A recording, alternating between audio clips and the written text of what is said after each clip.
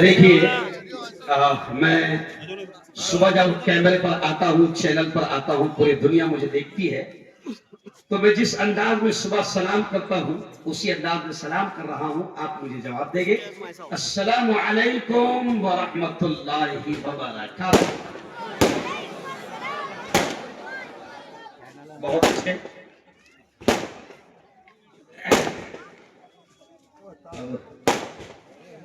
चलिए आइए, ध्यान दें, मैं किस शेर से बात शुरू कर रहा हूं कि किसी शायर ने कहा है, साजिद भाई, किसी शायर ने कहा है कि दिल बदल सकते हैं, जज्बात बदल सकते हैं, दिल बदल सकते हैं, दिल बदल सकते हैं, जज्बात बदल सकते हैं, मुल्क के फिक्र ख्यालात बदल सकते हैं, और दौरे मौजूद के दिन रात बदल सकते हैं। हम बदल जाएं तो हालात बदल सकते हैं। जोरदार तालियां आपके पास। अल्लाह ने भी क्या कहा सुनो मुसलमानों, अल्लाह ने भी, अब मैं एक मुफ्ती हूं, मैं छिछोरा नहीं हूं, मैं मुफ्ती हूं, इसलिए मैं ये आयत से बात शुरू कर रहा हूं कि अल्लाह ने क्या कहा कि मैं भी किसी कौम की हालत को, अल्लाह कहता है इन्नल्लाह ला युगय्यिरु मा बिकौमिन हत्ता युगय्यिरु मा बिअनफुसिहिम। अल्लाह कहता है मैं किसी कौम की हालत को उस वक्त तक नहीं बदलता जब तक कि वो कौम खुद अपनी हालत को बदलना न चाहे। और अल्लामा इकबाल ने इस आयत को क्या कहा, अल्लामा इकबाल ने कहा कि खुदा ने आज तक उस कौम की हालत नहीं बदली, न हो जिसको ख्याल खुद अपनी हालत के बदलने का। आपने बड़ा काम किया है, आपने आपके शहर में साजिद पठान को आमदार बनाया। शायद आप अकोला में रहकर साजिद पठान की ताकत को नहीं जानते। मैं साजिद पठान को देखा नहीं था, मैं साजिद पठान को पहचानता नहीं था। अकोला वालों सुनो, मैंने उस वक्त से साजिद पठान का मैं दीवाना हुआ, फैन हुआ कि जब मेरे जलगांव के जामनेर शहर में 22 साल के एक मुसलमान जवान को पीट पीट कर मारा गया, उसके नाखून निकाले गए, उसकी चमड़ी निकाली गई, उसकी मौत चिंकराई गई, और जिस जगह पर मारा गया वो बीजेपी के मंत्री गिरीश महाजन का गांव था। पुलिस वाले बीजेपी के तरफ, पूरा गांव बीजेपी के तरफ, किसकी हिम्मत नहीं हो रही थी। अरे अकोला वालों, मैं साजिद पठान का दीवाना इसलिए हुआ कि उस वक्त मेरे जलगांव में साजिद पठान आया और उसने पुलिस के साथ में इस तरीके से बहस की कि मैं आपको अल्लाह का शुक्र अदा करते हुए कहता हूं कि पुलिस वाले घबराए और साजिद पठान की वजह से आरोपी पकड़ गए। तुम क्या जानो साजिद पठान क्या है? जब ये आदमी विधानसभा में बोलता है, आंखों से आंसू आते हैं कि पहुंचाया है किसी दबंग इंसान को अकोला वालों ने विधानसभा में। लेकिन अकोला वालों, आज मैं तुमको यह समझाने आया हूं कि साजिद पठान अभी आमदार है। अगर तुम चाहते हो कि पूरे अकोट फाइल का माहौल बदले, अगर तुम चाहते हो कि खैर मोहम्मद का माहौल बदले, अगर तुम चाहते हो कि अकोला में मुसलमानों के मोहल्ले में विकास हो, तरक्की हो, तो मैं आपसे कहता हूं कि बीजेपी बड़ी साजिश के साथ इलेक्शन लड़ रही है। दादा, बीजेपी बड़ी साजिश के साथ इलेक्शन लड़ रही है। बीजेपी को मालूम है कि मुसलमानों के इलाके में दादा अब तो वोट मिलने वाला नहीं, बीजेपी को मालूम है। तो बीजेपी ने क्या करी कि मुसलमान वो जानती है कि मुसलमान इतना खुददार है, मर जाएगा मगर कमल को और अरे बोलो नहीं देगा। तो बीजेपी ने क्या बोली, एक काम कर अजीत दादा, घड़ी लेके तू जा, बंद घड़ी लेके तू जा। अब मुसलमान क्या समझ रहा, अजीत दादा सत्ता में है, अपने हैं, सेकुलर है, सत्ता में है तो काम होंगे। अजीत दादा अपना है, अरे अजीत दादा उसके बाप का नहीं हो तो तुम्हारा क्या होगा? अजीत दादा उसके बाप का नहीं हुआ। और ये वही अजीत दादा है, सुन लो, ये वही अजीत दादा है कि जब वक्फ के कानून के खिलाफ कानून बनाया जा रहा था हमारी मस्जिदों की जमीनों को छीनने के लिए, हमारे कब्रिस्तान की जमीनों को छीनने के लिए, हमारी ईदगाहों की जमीन को छीनने के लिए, हमारे बरसों की जमीन को छीनने के लिए, हमारी मज़ारों की जमीन को छीनने के लिए जब कानून बना रहा था तो उस वक्त अजीत दादा ने अपने लिए कुछ नहीं बोला। जैसे अभी बने घड़ी, जब इसका मुंह बंद था इसको साफ कर देगा। अजीत दादा अपना नहीं है, दिमाग में से निकाल लो। अजीत दादा को कब मैं अपना बोलूंगा साजिद भाई? जिस दिन ये मोदी को लात मार के आएगा तब बोलूंगा अपना। जिस दिन ये बीजेपी को लात मार के आएगा तब बोलूंगा ये अपना है। मुसलमानों को भड़काएगा, समझ रहे आप? अच्छा, बीजेपी नहीं, बीजेपी ने क्या करी? घड़ी तू जा बैठ, कहीं कहीं पर बैठा, चल नहीं बैठा, बैठ तू जा। क्यों? ये अपक्ष जितने उम्मीदवार रहते ना बेटा, अंदर की बात है, ये सब अंदर से भी चाहते रहते। अपक्ष उम्मीदवार को लेके अपना वोट खराब करना नहीं।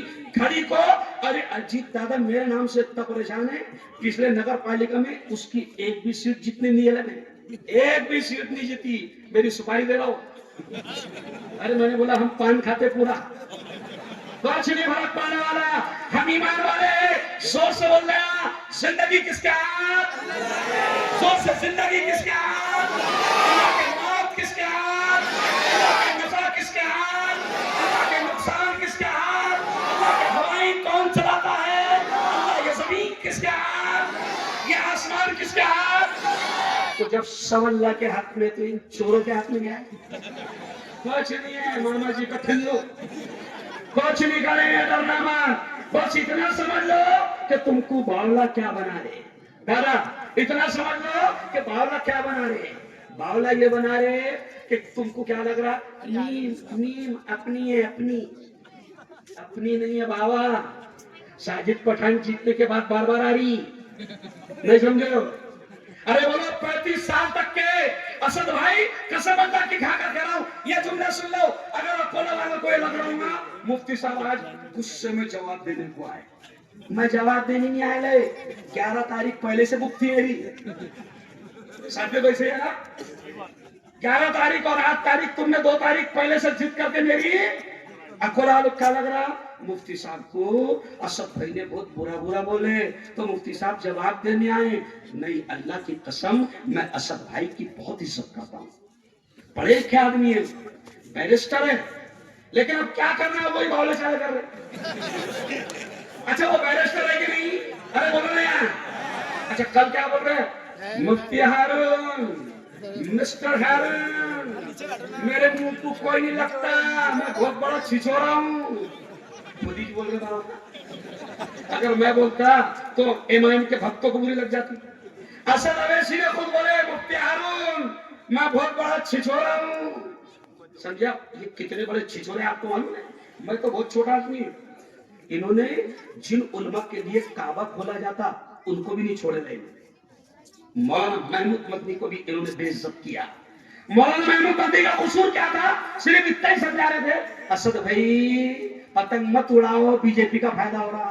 इनको जो भी समझाने गया, बड़े से बड़ा आलिम, इनको काबा का इमाम भी समझाने गया तो उसकी भी बेइज्जती करेंगे। इनको मदीने का इमाम भी समझाया तो उसकी बेइज्जती करेंगे। मैं तो छोटा सा मौलाना मुफ्ती हारून, इन्होंने मेरे उस्ताद मौलाना अरशद मदनी को नहीं छोड़े, इतने बड़े आलिम को। इन्होंने मौलाना महमूद मदनी की बेइज्जती की है, इन्होंने मौलाना सज्जाद नमानी की जूतियां उठाते थे, जूतियां। लेकिन जैसे ही सज्जाद नमानी ने समझाया, असद भाई गड़बड़ मत करो, बीजेपी जीतेगी, तो उस दिन से सज्जाद नमानी को निकाला। तो ये इनकी आदत है। वो छिछोरे है, मैं छिछोरा नहीं समझा? अल्लाह की कसम, मैं मुफ्ती है। मेरे नबी ने मुझको सिखाया कि किसी मोमिन की इज्जत से मत खेलना, वरना असद भाई मैं खानदेशी है, नहीं समझा? जिस दिन तुमको मालूम नहीं बात, समझ रहे आप? जिस दिन मैं बोलना शुरू करूंगा ना तो शेरवानी की चिंध्या चिंध्या हो जाएगी, लेकिन नहीं, क्योंकि मैं मुफ्ती है, मैं बैरिस्टर नहीं है।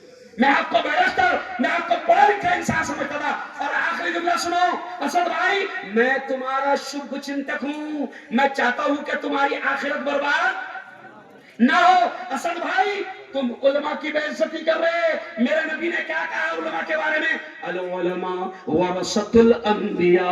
मेरे नबी ने फरमाया आलिम नबी का वारिस होता है, उसको जलील मत करना। अगर तुमने उलमा की बेइज्जती की असद भाई तो तुम्हारा पंगा नबी से होगा। अगर तुमने उलमा की बेइज्जती की तो तुम्हारा पंगा अल्लाह से होगा। और अल्लाह से पंगे में कानून नहीं टिका। क्यों? तुमने बोलते ना गया। क्या बोलते हैं? सिर्फ जोर से बोलना। क्या बोलना? गया। नमरूद आया, जोर से मजमानी। नमरूद आया, गया। शद्दाद आया, गया। कारून आया, गया। हमान आया, गया। फिरौन आया, गया। मोदी आया, गया। पतंग भी आई, बोलो से पतंग भी आई। क्योंकि तुमने उलमा को जलील किया, तुमने उलमा को जलील किया। इसलिए मैं आवाज से कहता हूं कि ये अच्छा कल उन्होंने झूठ बहुत बोले। अरे तुमने लिख के दे रहे चाहिए बाबा। ये कल उन्होंने क्या बोले? ओ मुफ्ती हारून, वो तुम्हारे शहर का आसिफ 20 साल तक जेल में रहा, तुमने क्या कहा उसके बारे में? एक्चुअल में असद भाई की गलती नहीं है, वो जो नीचे उनको बावले लिख के दे रहे थे उनकी गलती नहीं है। ये जो अपने बावले थे, वो बावलों ने मेरे बारे में मालूम तो कर लिया था पहले। अरे असद भाई तुम पागल बन गए इन बावलों के चक्कर में। जाओ असद भाई, ये जो आसिफ 20 साल तक जेल में बंद था, जाओ आसिफ से पूछो। लारे मेरा मोबाइल क्या बोल रहे यार? ये रे फोटो बता, जल्दी छोड़ दे। फोटो देखो मेरा, मैं वीडियो वालों को दूंगा। आसिफ 20 साल जेल में रहा। आसिफ के बच्चों को कुरान मुफ्ती हारून ने पढ़ाया। आसिफ 20 साल जेल में रहा। आसिफ की बेटी का निकाह मुफ्ती हारून ने पढ़ाया। आसिफ के बेटे का निकाह मुफ्ती हारून ने पढ़ाया।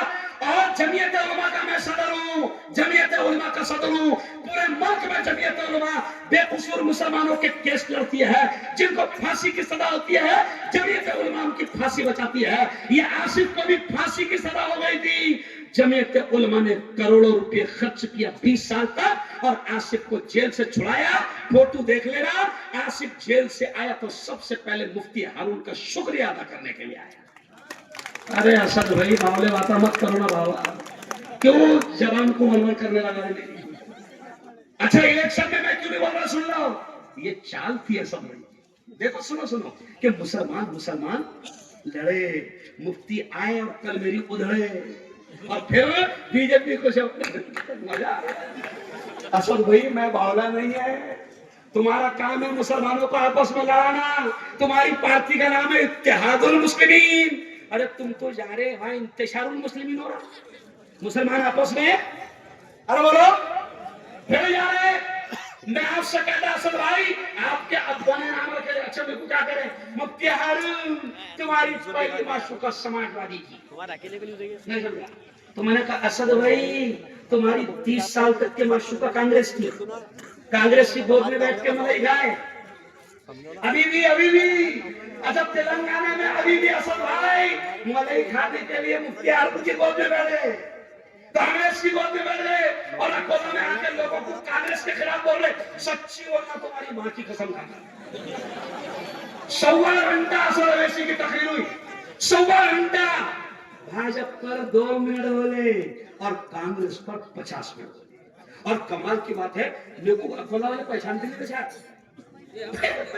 असद भाई मैं हैदराबाद आऊंगा मिठाई का डब्बा लेकर, क्योंकि तुमने 30 मिनट मेरे बारे में बोले तो आज इतनी पब्लिक में कुछ सुनने आ गई। नहीं तो 8 तारीख को आके गया तो किसको पता भी नहीं था। असद भाई का शुक्रिया, असद भाई ने मेरे टीआरपी बोला बढ़ा दी। असद भाई इलेक्शन में तुम चाहते हो कि मुसलमान लड़ने नहीं देंगे हम। ये साजिद पठान वो है, ये साजिद पठान वो है कि जो जिसको अभी आपने मुझसे सुना कि हिंदू भाइयों ने 25,000 वोट दिया, वो है साजिद पठान। तुम क्यों आए हो? 35 साल तक के जब यहाँ बीजेपी थी तो असद भाई के मुबारक कदम नहीं आए थे। और जब पता चल रहा है कि साला है मुसलमान जीतता गया तो फिर बीजेपी ने बोली असद भाई तुम्हारा जाना जरूरी। बोला मुसलमान जीत रहा, कांग्रेस जितारी। असद भाई हेलीकॉप्टर का भी दे देते हैं, जाओ तुम। अरे इतना बड़ा नेता और नाले के इलेक्शन के लिए दोबारा अरे बोलो ना, इतना बड़ा नेता और नारायण इलेक्शन के लिए कितने बार आ रहा? अरे बोलो, 2 बार आ रहा। अच्छा, साजिद पठान ने हिंदू भाइयों के लिए निधि मांगा तो मुफ्ती फतवा जो जाए रह गया। तेरा भाई अकबर ने 20 करोड़ मांगा वाके तो मंदिर के लिए, काली मंदिर के लिए। देखा वीडियो चलो ऊपर, कहीं है ना अकबर वैसी क्या बोल रहा, मुख्यमंत्री से क्या बोल रहा विधानसभा में, वीडियो देख लेना।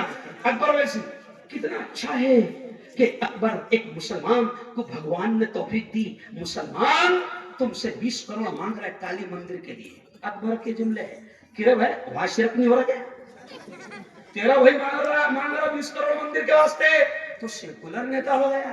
पहले 15 मिनट में लड़ाया करा रहा था, नहीं हो गया पहले कितने में?